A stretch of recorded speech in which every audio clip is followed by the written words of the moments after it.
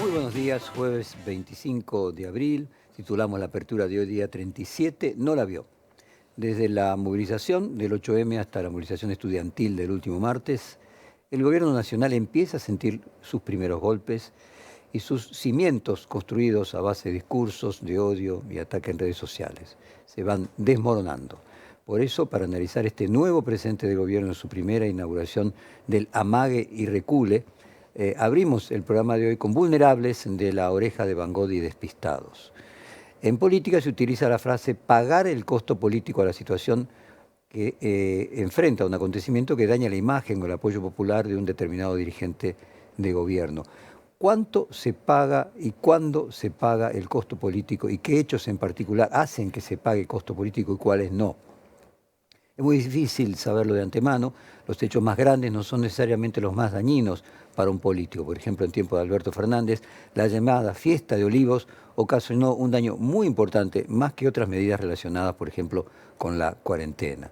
Luego de ganar las elecciones de medio término, el gobierno de Macri quiso avanzar con la reforma previsional y produjo una fuerte protesta que luego de ser reprimida provocó una reacción de la clase media urbana que se expresó en el cacerolazo de la misma noche, el 18 de diciembre. Ese mismo hecho empezó ahora a dar la imagen de presidente entonces, de Mauricio Macri. ¿Pagará un costo político Javier Milei luego de congelar el presupuesto universitario y producir una movilización tan importante en su contra? Los politicólogos hablan de dirigentes de amianto, aquellos a los que no le entra una bala de las críticas públicas que reciben y otros que sí.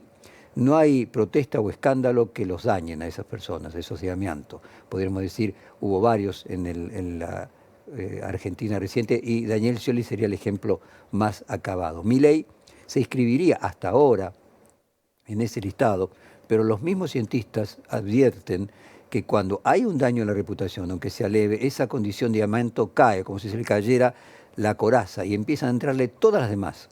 Una mezcla que puede hacer que todo se resquebraje. Aquella famosa frase de que de repente se descubre que el rey está desnudo, que no tiene esa cobertura que lo proteja. Aún no hay mediciones de esto porque la movilización fue hace tan solo 2 días, pero sí hay mediciones de las medidas y de lo que representa la universidad pública para la sociedad argentina. En un informe del analista de opinión pública y analista de mercado Norman Berra, se explican las siguientes encuestas. A fines de marzo, la medición de la Universidad de San Andrés mostró que 60% de la población está de acuerdo con congelar el financiamiento de las universidades públicas contra 32% de los entrevistados que están de acuerdo, es decir, perdón, 60 en desacuerdo, 32 de acuerdo, es decir, hay un desacuerdo del 60%, es decir, que puede haber un paralelo entre ese 32% que está de acuerdo con el núcleo duro de Javier Milei que lo votó en agosto, luego lo votó en octubre, pero estaría perdiendo, si esa tendencia se cristaliza, lo obtenido en el balotaje tras la asunción, o sea, volvería a los votos duros que lo acompañaron siempre tanto en las PASO como en la primera vuelta, donde tuvo casi 30, 29-9.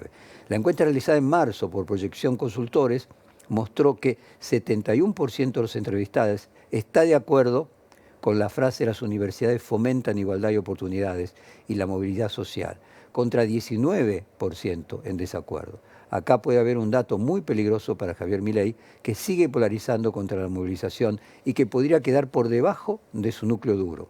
La última encuesta de Subán Córdoba mostró que el 58% de los encuestados está en desacuerdo con congelar el presupuesto universitario contra el 38% de acuerdo. Recuerden que en el balotaje Unión por la Patria sacó 44%, es decir, que la causa universitaria, por así decirlo, es mucho más amplia que el voto peronista, como quedó demostrado en la marcha, podríamos decir, multipartidaria, el otro día donde estaban además radicales, socialistas.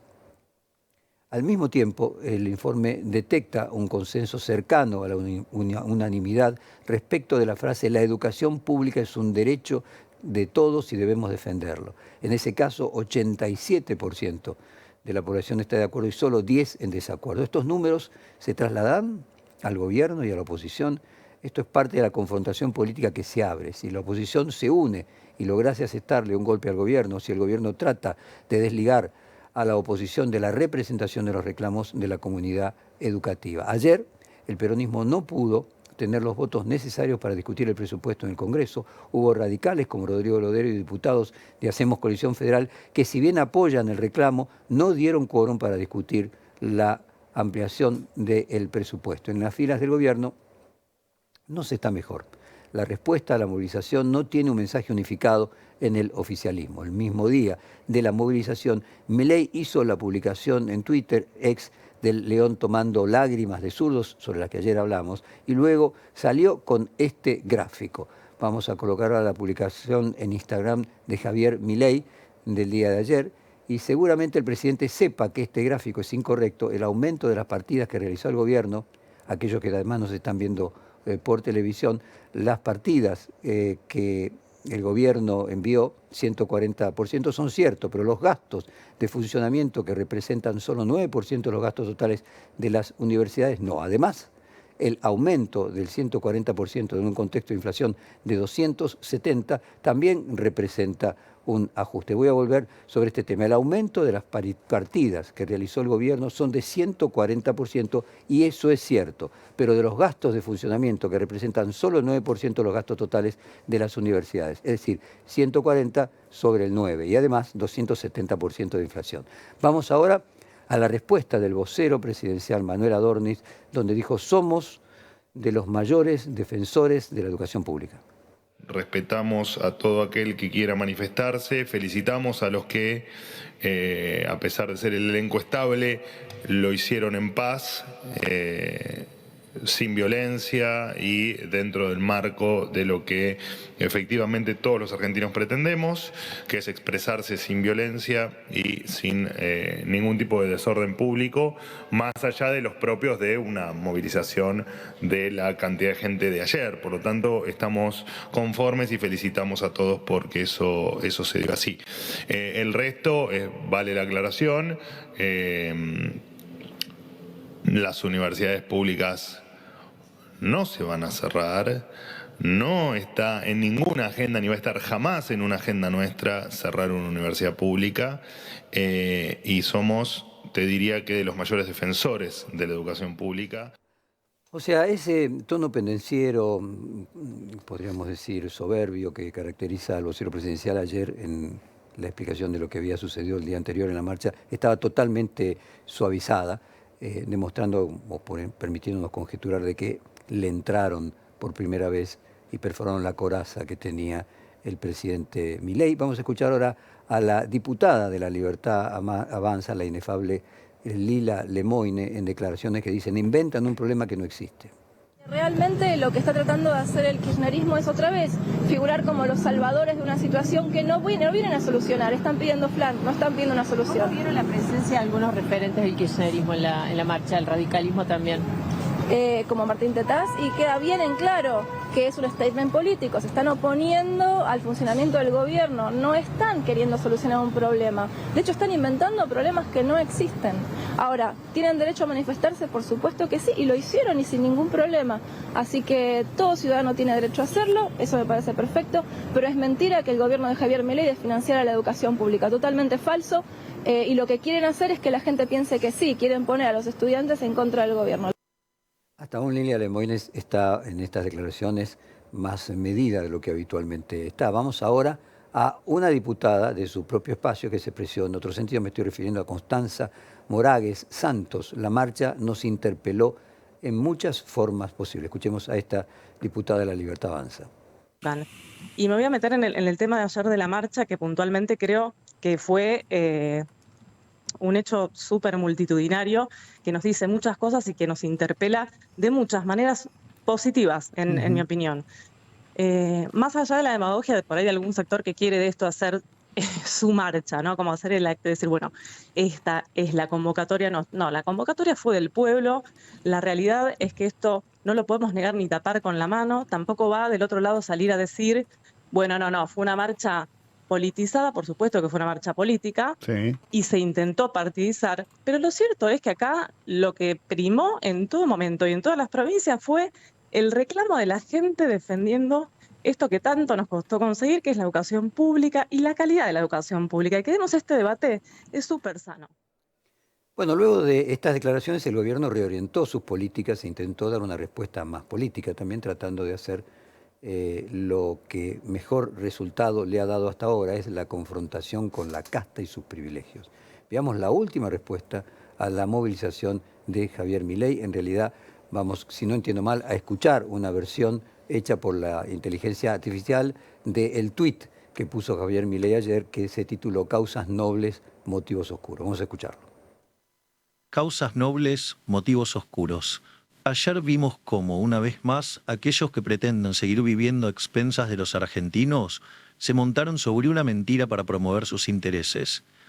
Al margen de la discusión acerca de cuál modelo de educación superior es deseable para un país en el que 6 de cada 10 chicos menores de 14 años son pobres, los mismos vivos de siempre utilizaron el escudo de una causa que suena noble para defender sus intereses de casta. En ningún momento el gobierno nacional insinuó la intención de cerrar las universidades nacionales. Lejos de eso, ya el día anterior a la manifestación de ayer estaban hechos los giros de recursos para los gastos de funcionamiento de todas las universidades nacionales. Pero como la clase política no deja pasar ninguna oportunidad para defender sus privilegios, montaron sobre una consigna justa un acto netamente político de oposición al gobierno. Así es como ayer vimos las mismas caras de siempre de aquellos que quieren que la Argentina no cambie para defender sus privilegios. Massa, Cristina, Lustó, Jacobiti, la CGT, la CTA, el radicalismo cómplice y todos los demás actores de la clase política que se oponen a cualquier cambio porque han sido los principales beneficiarios del antiguo régimen. No defienden la educación, defienden sus privilegios y utilizan a la sociedad para hacerlo. Lo hicieron con aerolíneas, lo hicieron con los jubilados cuando se robaron los fondos de las AFJP, lo hicieron con YPF, lo hacen con la obra pública. Así opera la casta, se montan sobre una bandera justa para despojar a los argentinos. La diferencia ahora es que la mayoría de los argentinos eligieron un presidente para terminar con los privilegios de los políticos. No vamos a ser cómplices del negocio que algunos hacen con la universidad pública. Vamos a garantizar los fondos para el funcionamiento de las universidades y vamos a auditar cómo se utilizan estos fondos, porque ese dinero surge del esfuerzo que hacen la mayoría de los argentinos que viven debajo de la línea de la pobreza y no puede ni debe ser utilizado para engordar los bolsillos de algunos que han hecho un negocio de la educación pública. Lejos de doblegarnos, cada vez que todos esos dirigentes, que son la cara del fracaso argentino, se juntan detrás de una bandera, lo único que hacen es reafirmar nuestra convicción de que estamos dando las batallas para las que nos eligieron la mayoría de los argentinos. ¡Viva la libertad, carajo!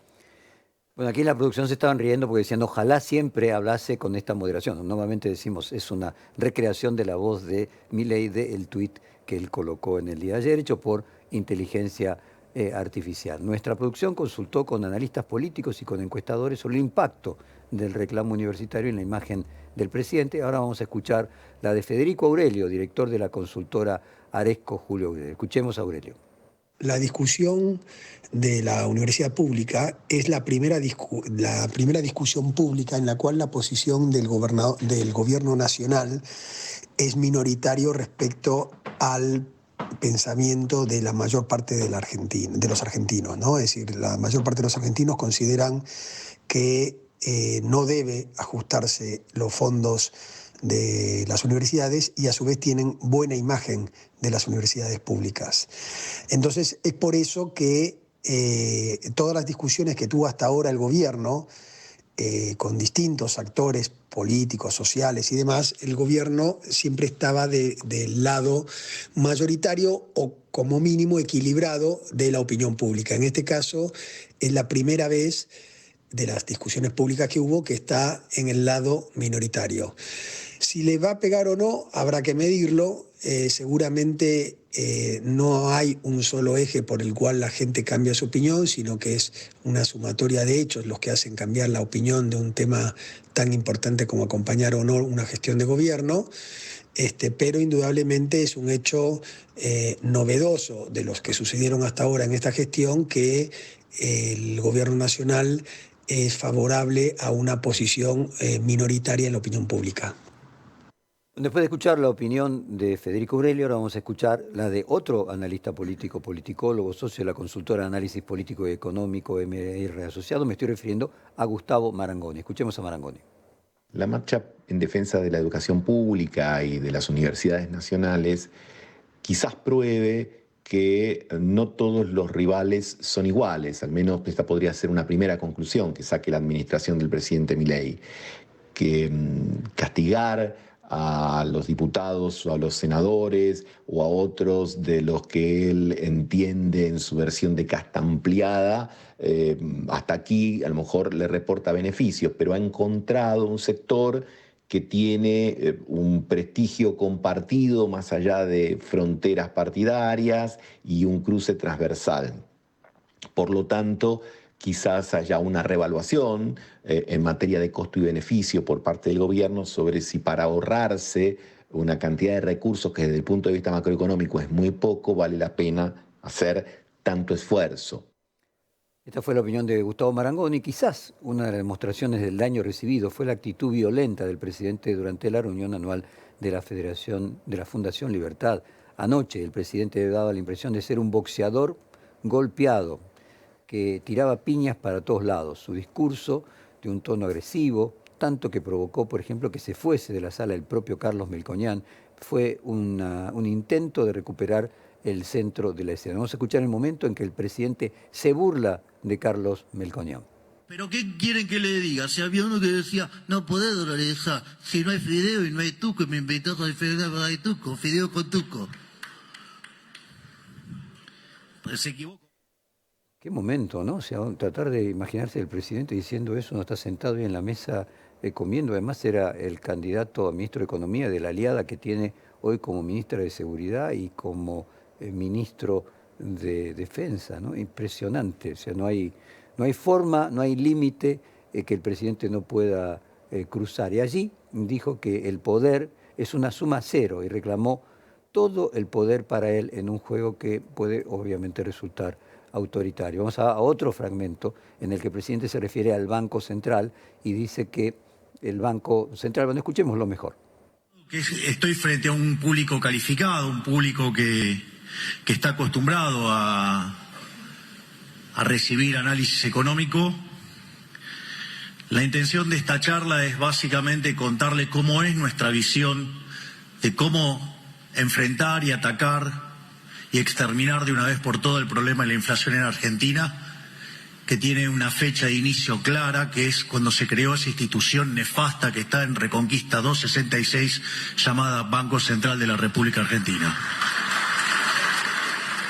Bueno, el tono del presidente importa tanto como su contenido. El de Milei es provocador, casi un stand-up por encima del Milei economista y mucho más del Milei presidente. Compartamos otro fragmento más, que probablemente sea el políticamente más importante, cuando dice: tiren la ley bases, vamos a lograr todo a pesar de la política, dejando a todos sus ministros que negocian y sus jefes de bancadas en ambas legislaturas, en diputados y en senadores, en una situación abstracta, ¿no? Porque bueno, si la ley base no sirve para nada, ¿para qué están negociando tanto para obtenerlo? Escuchémoslo.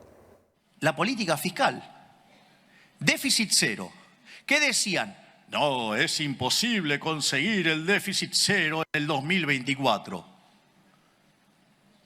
Y nosotros empezamos a orejear los números y hablábamos con Tote y me decía, me parece que alcanzamos el déficit cero en marzo. ¿Para qué? Me puse no bullish. El pobre Guillermo Franco sufriendo. ¿Qué tal, Guillermo? ¿Cómo está? Más, tire la ley base, haga lo que quieran. Total, con esto, digamos, el programa, vamos a lograr todo esto a pesar de la política. Y vaya que lo estamos haciendo. Incluso las subidas y bajadas de tono, las burlas, evidentemente tienen un tono de stand-up, que es lo que el presidente ha hecho en el pasado y probablemente sea lo que le guste hacer en el futuro cuando deje de ser presidente, nada más que en lugar de teatros alternativos aquí locales, directamente en el hemisferio norte, como influencer de los medios de comunicación libertarios, tanto Europa como Estados Unidos. Contrasta su tono y su mensaje con el de otro presidente que casualmente también es de derecha, como Lacalle Pou, que hizo una defensa del Estado presente en la misma cena de ayer de la Fundación Libertad, el mismo que Milei descarga en su última hora en la cadena nacional. Recuerden que decían se acabó la farsa del Estado presente. Bueno, Lacalle Pou dice, para que haya libertad tiene que haber Estado fuerte. Y tiene salud decente. Ahora, qué difícil gozar de la libertad individual si se vive en un rancho, si no tiene acceso a buena salud, si mis hijos no estudian y por ende no tienen una luz al final de camino para esforzarse. Entonces, el Estado fuerte es en Uruguay decimos hacer piecito. Cuando uno era bajo, a mí nunca me pasó, pero a otra gente sé que sí, no podía saltar el muro y le hacían piecito. Bueno, tenemos que tener un Estado fuerte para que el individuo pueda gozar del ejercicio de la libertad. Bueno, aquí se puede percibir con claridad lo que hablábamos tantas veces entre las libertades negativas y las libertades positivas. Las libertades negativas es que no haya nadie que me prohíba hacer lo que yo quiero, que es normalmente la única que defienden los libertarios y la extrema derecha, y las libertades positivas, que son aquellas que me permiten ejercer mi libertad. Por ejemplo, para ejercer la libertad uno tiene que estar alfabetizado y sin un Estado que obligue a las personas a enviar sus hijos al colegio, algunos chicos no tendrían la libertad de luego ejercer su propia autonomía porque no tuvieron un Estado que les permitiera desarrollar las aptitudes casualmente para ser libres. Milei anoche quiso volver a convocar a su núcleo duro, que sin duda acusó, y muestra que acusó el golpe, no vio el contenido de la importancia de la marcha universitaria e intenta recuperar el centro de la escena con su estilo, la agresión, la metáfora subida de tono. En vez de la recuperación en B corta, habló de que la economía subirá textualmente como pedo de buzo. Vamos a ver el siguiente fragmento de Javier Milei con su metáfora un poco fuera de lugar. No solo eso, digamos, cuando termine el año le habremos devuelto al sector privado 15 puntos del PBI en ahorro. ¿Quieren saber cómo va a crecer la economía? Va a subir como pedo de buzo.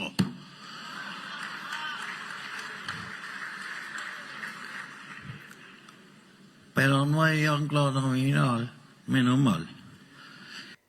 Tal vez sea difícil que el presidente pueda separar el carácter opositor del reclamo si los estudiantes y docentes que declaran en los medios lo hacen en contra de su gobierno, y probablemente el oficialismo deba evaluar que el impacto real que tiene el presupuesto publicitario en el nivel macroeconómico es muy bajo y puede ahorrarse un problema mayor y evitar que siga habiendo confrontación entre los argentinos. Esta es una discusión clara. ¿Cuánto significa el ahorro del presupuesto universitario sobre el total del recorte de gastos? Nada, infinitesimal. La misma situación se podría plantear con la prensa. ¿Cuánto significa el ahorro de gastos en la publicidad oficial? Algo infinitesimal. ¿Cuánto significa, por ejemplo, en el caso de la cultura, del Fondo de las Artes o el de Gamón? Nada, cuestiones infinitesimales. Entonces la lectura cuando se hace es por qué elige a estos adversarios si finalmente no necesita producir ese ahorro en el presupuesto, o el ahorro en el presupuesto, eso es absolutamente infinitesimal. Yo creo que no es un tema presupuestario, creo que no es un tema económico, creo que es un tema de que él elige casualmente en la batalla cultural a aquellos productores de bienes culturales, es decir, los científicos, los artistas, los escritores, los profesores universitarios, los periodistas, todos aquellos que construyen bienes culturales. Vamos a cerrar la apertura de hoy, no la vio, con la misma canción con la que abrimos Vulnerables, partiendo de que en realidad el presidente grita tanto por aquella frase que Shakespeare hizo decir a uno de sus protagonistas: gritas demasiado para tener razón. O sea, finalmente, Vulnerables.